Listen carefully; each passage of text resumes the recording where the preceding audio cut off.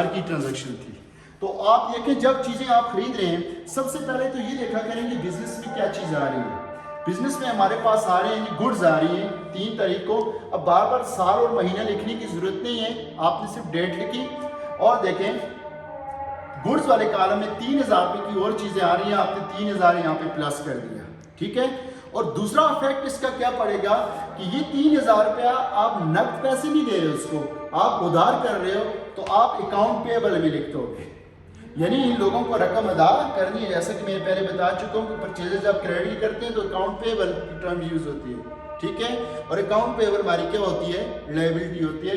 ये 3000 हमने यहाँ पे लिख दिया।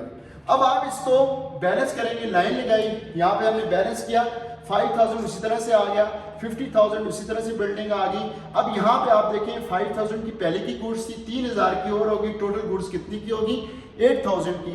अब ये एसेट्स मुकम्मल हो गए इज इक्वल टू, यहाँ पे हम देखते हैं 3000 अकाउंट पेएबल का अब नीचे आ गया बैलेंस में और ये 60,000 आ गया। अब नेक्स्ट ट्रांजेक्शन के ऊपर आप जाएं, 4 को कहते हैं सोल्ड गुड्स फॉर कैश ₹3000 कि आपने बिजनेस ने क्या किया है, चीजें बेच दी हैं, कैश की बेची है 3000 की। अब स्टूडेंट जब कैश की बेची है तो आपने 4 को देखें, आप जनवरी 4 को वो कह रहे हैं कि गुड्स वाले कॉलम में आप देखें, सबसे पहले जो चीज आ रही है उसको रिकॉर्ड करें, जो जा रही है उसको रिकॉर्ड करें। सेकंड वन आप देखा करें कि ये कैश की है या क्रेडिट की है। कैश की है तो कैश वाले कॉलम में हम चले जाएंगे, क्रेडिट की है तो क्रेडिट वाले कॉलम में चले जाएंगे।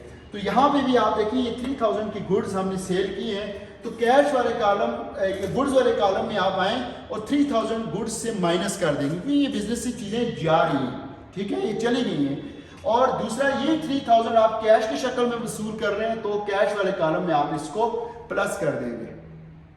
अब आप इसको फिर बैलेंस करेंगे, बैलेंस जब किया तो 5000 और 3000 8000 आ गया, 50,000 एज इट इज उसी तरह से आ गया। यहाँ पे 8000 में से 3000 की गुड्स जो हैं वो चली गई, तो पीछे हमारे पास जो बैलेंस रह गया वो 5000 की गुड्स रह गई। Is equal to as it is 3000 account payable उसी तरह से है और अकाउंट पेएबल भी 60,000 उसी तरह से है, इनके ऊपर कोई इफेक्ट नहीं पड़ा।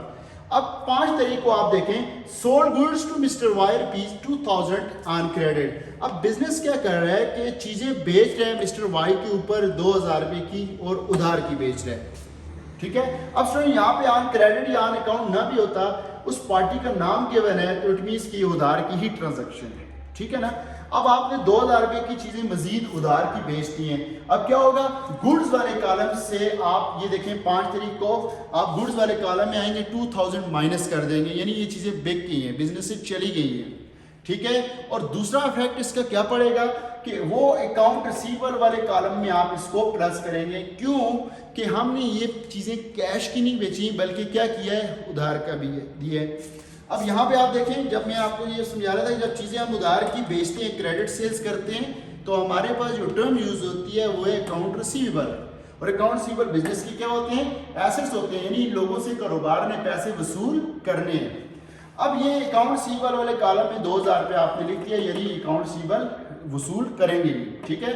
अब आप इसको टोटल करें, बैलेंस चेक करेंगे तो एज इट इज 8000 यहाँ पे आ गया, 50,000 उसी तरह से आ गया, 5000 से 2000 की मजीद फर्दर गुड्स जो है वो चली गई और अब पीछे कितनी रह गई, 3000 की गुड्स रह गई और ये 2000 नीचे आ गया, ठीक है, इज इक्वल टू 3000 और 60,000, ठीक है स्टूडेंट।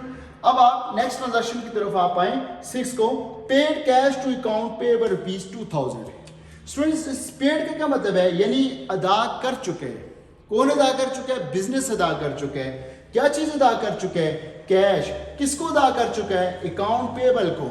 अब अकाउंट पेएबल को हम क्रेडिटर भी कहते हैं, ठीक है, हम अकाउंट पेएबल भी कहते हैं, सप्लायर भी कहते हैं। यानी अकाउंट पेएबल को बिजनेस ने कैश अदा कर दिए, कितनी अदा कर दी है स्टूडेंट्स, 2000 की अदा की है, यानी 2000 रुपये उसको अदा कर दिए।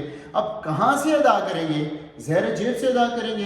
बिजनेस आप क्या करेगा, 6 तो कैश में से 2000 रुपये माइनस कर रहे हैं, ठीक है, एक तो कैश वाले कॉलम में इसका इफेक्ट पड़ेगा, दूसरा अकाउंट पेएबल वाले कॉलम में आप आ जाएं, 3000 रुपया हमने उनका अदा करना था, यानी बिजनेस ने देना था, जिनमें से 2000 रुपये उसने अदा कर दिए। तो अब आप इसको लाइन लगा के बैलेंस करेंगे तो 8000 में से 2000 चला गया तो कितना रहेगा भाई 6000। अब 50,000 उसी तरह से, 3000 उसी तरह से, 2000 में से 1000 जो है सॉरी ये ट्रांजेक्शन है ना, 8000 में से 2000 चला गया 6000, 50,000 एज इट इज आ गया, 3000 उसी तरह से, ये 2000 यहाँ पे आ गया। ठीक है स्टूडेंट्स, इज इक्वल टू 3000 में से 2000 आपने काउंट पेएबल को दे दिया तो पीछे कितने रह गए 1000 और यहाँ पे एज इट इज 60,000 आपका कैपिटल आ गया। अब नेक्स्ट ट्रांजेक्शन देखें 7 को, receive cash from account receiver ₹1000। क्या आपने कैश वसूल किया है, किससे वसूल किया है, अकाउंट रिसीवेबल से वसूल किया है, कितनी 1000।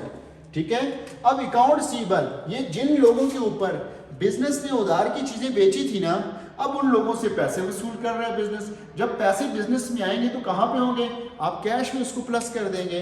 आपने ये 1000 जो है 7 तारीख को 6000 में 1000 ऐड कर दिया, प्लस कर दिया। अब किसने दिया है आपको, अकाउंट रिसीवेबल वाले कॉलम में आए, 2000 उस बंदे ने पहले हमारा देना था, उनमें से 1000 उसने हमें दे दिया, 1000 पे कर दिया उसने, यानी बिजनेस ने रिसीव कर लिया, तो यहाँ पे हमने उसको माइनस कर दिया।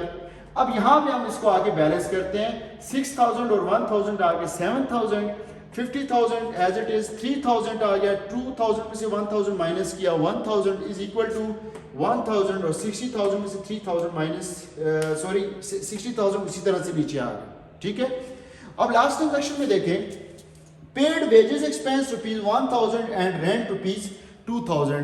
वेजेस उसने पे किए, किसने, बिजनेस ने, खर्चा है ना बिजनेस का। याद रखें स्टूडेंट्स, खर्चा बिजनेस जब भी करता है उसके पीछे बिजनेस को कोई ना कोई बेनिफिट हो रहा होता है। यहाँ पे अकाउंटिंग क्वेश्चन में हम क्या करते हैं कि ये बिजनेस जब भी कोई खर्चा करेगा, एक तो हम उसको कैश वाले कॉलम से माइनस करेंगे, दूसरा हम उसको कैपिटल वाले कॉलम से माइनस करेंगे। अब यहाँ पे आप देखें, आपकी पेड वेजेस एक्सपेंस है 1000 है, ठीक है, और रेंट जो है वो कितना पे कर रहा है 2000, दोनों को मिलाएं तो कितना आ गया ये 3000। अब 3000 आप देखें कैश वाले कॉलम से आप 8 तारीख को माइनस कर रहे हैं, और 3000 दूसरा इफेक्ट इसका कैपिटल के ऊपर पड़ेगा कि 3000 पे आप कैपिटल में से भी इसको माइनस कर देंगे। अब लास्ट में स्टूडेंट हम इसको बैलेंस करेंगे, 7000 में से 3000 माइनस किया 4000, 50,000, 3000, 1000 इज इक्वल टू 1,057,000। यहाँ पे अगर स्टूडेंट्स इनकम होती, जिस तरह से ये एक्सपेंस है, इनकम होती तो वो हम कैश में प्लस कर देते और दूसरा कैपिटल में इसको प्लस कर देते। चूंकि इनकम नहीं है, यहाँ तक ही है, तो अब यहाँ पे हम इसको प्रूव करेंगे कि assets is equal to equities. इसको यहाँ पे आके छोड़ना नहीं है, इसको आप प्रूव कर रहे हैं, बताना है कि हमारे बिजनेस के जो एसेट्स होते हैं वो इक्विटीज के बराबर होते हैं। अब यहाँ पे आप देखिए एसेट्स जो हैं, आप सारे ये जो बैलेंस आए एसेट्स के नीचे लिखते हैं 4000 प्लस 5000, 3000, 1000 लिख लिया, इज इक्वल टू इक्विटीज के हैं 1000 है, 57,000 है, यहाँ पे लिख दिया। अब प्लस करें, ये 58,000 आ गया, ये भी 58,000 आ गया। इट मीन्स कि हमारी काउंटिंग क्वेश्चन जो है वो ठीक है, यानी assets is equal to equities. Thank you student, अस्सलाम वालेकुम।